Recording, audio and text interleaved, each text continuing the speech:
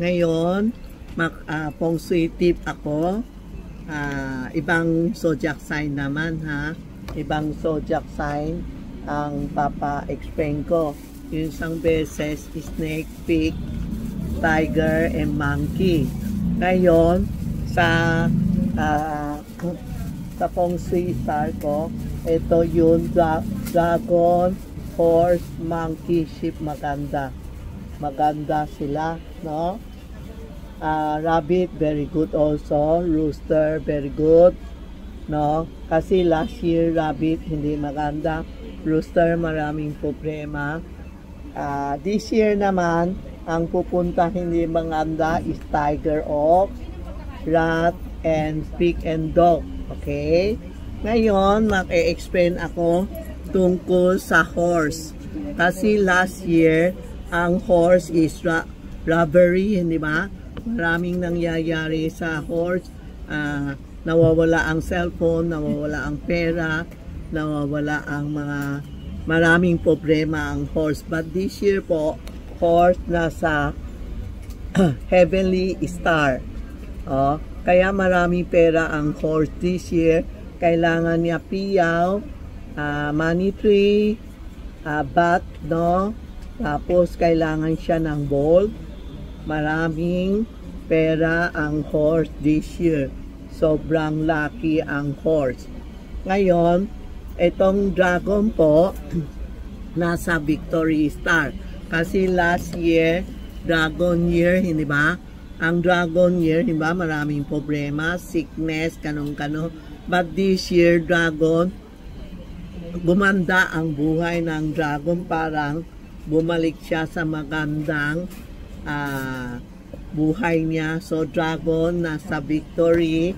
Kailangan niya ng money tree, horse, promotion, bat for money, rooster sa mga nagchichismis sa kanya, galit sa kanya, bold, and ox.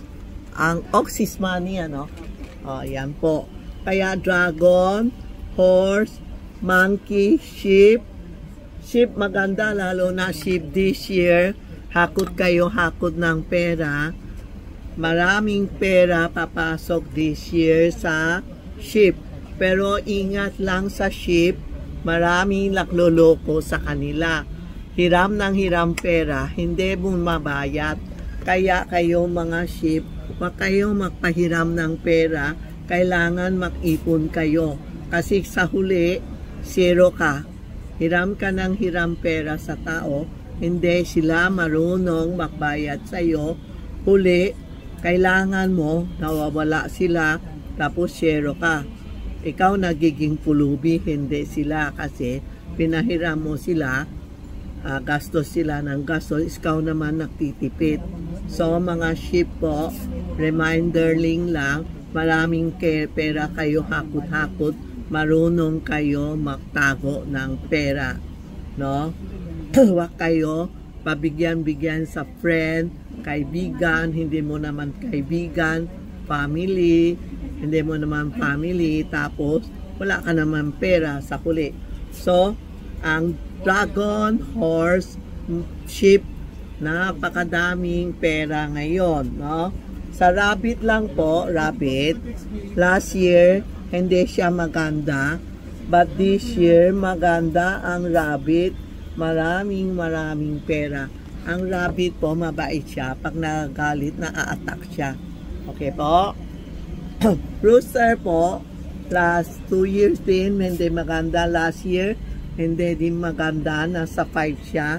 Ngayon, nasa scholastic lap ang rooster. Kasi this year, leap year this year, 2 June, 2 month na June ng Chinese. So, this year is a leap year. 2 June na pumapasok. Kaya mahaba ang Chinese New Year next year. Kasi double ang June. Leap year po yun, ha? Kung gusto kayo makasal, makahanap ng boyfriend, mabilis.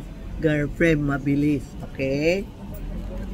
Yan ang, yan pa, hindi pa ako nagsabi dito. Sa baba, tiger, ox, rat, and pig, and dog. Hindi maganda. Ito ang hindi maganda. Lahat dito maganda. And the center is sickness. Ang rat po, beware, ang rat ngayon nasa robbery star. Ang robbery loss, ano ibig sabihin robbery loss? It's a guide lang ha, huwag kayo magdamdam na. Bakit ako ganun ba? It's a guide lang. Robbery loss, ibig sabihin, ingat lang, huwag kayo sobrang careless. Baka mawala kayo ng pera, alahas, o cellphone. Maraming customer last year sa horse na sa robbery loss. Nako, ang daming customer umiiyak sa akin. Tita, nawala ang cellphone ko. Tita, nawala necklace ko. Tita, nawala pera ko. So, ingat lang mga rat. Sa robbery loss lang po. Ha? Ingat, ingat po. Yan ang ayaw natin mangyari. It's only a guide. Feng Shui is a guide. Hindi na sinasabi talaga tatamaan ka, talaga mawawala ka. It's a guide lang po na ingat-ingat lang, lalo na tiger, tiger, rat, pig, snake, monkey. Huwag kayo magdalaw sa hospital na may sakit, huwag kayo magdalaw sa patay, huwag kayo huwag kayong mag-garantor, huwag kayong magpahiram ng pera. Mga kasal, mga birthday, attend kayo. Yung mga Gucci, attend kayo. Tapos naka-advise ako ng mga snake, monkey, tiger, pig, maksud ng red panty, ha? Red brief, para gumanda ang buhay nyo. Hindi tayo takot pag lumabas. Hindi tayo takot na ma-accident kasi nakasuot tayo ng red panty. Pagkahanap ka ng trabaho, red panty din. Harmony, lahat na tao hindi galit sa'yo, inggit sa'yo, red panty din, red brief din. No? Yan ang guide natin sa mga dragon, horse, rooster, rabbit. Yan ang guide natin ngayon sa episode na ito. Screenshot nyo and text Tita Maxi. Ito ang Tita Maxi ha. Walang tao. Puro Tita Maxi. Text nyo. Ito ang Charmy Ongpin, si Tita Maxi. Nasa tindahan na Charmy Ongpin. Hindi yung bata ha. Yan, mag-text kayo. May tatanong kayo about the zodiac sign o kaya mga items ko. Call Tita Maxi o Charmy Ongpin. Pag hindi kayo sinagot, sorry po, patong-patong ang text namin, kulitin nyo o tumawag sa amin. Okay po ha, huwag kayong magalit kung hindi sinagot kayo.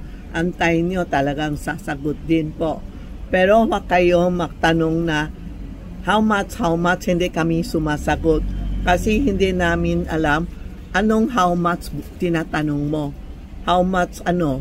Kailangan sasabihin nyo how much is the pig or the sheep o how much ang mga items namin po ha.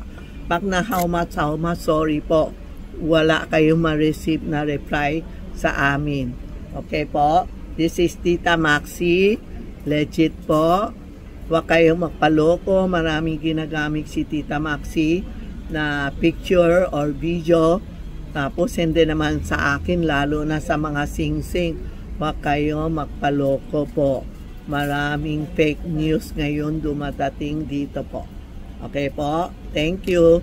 Mamaya, abangin nyo ibang episode po.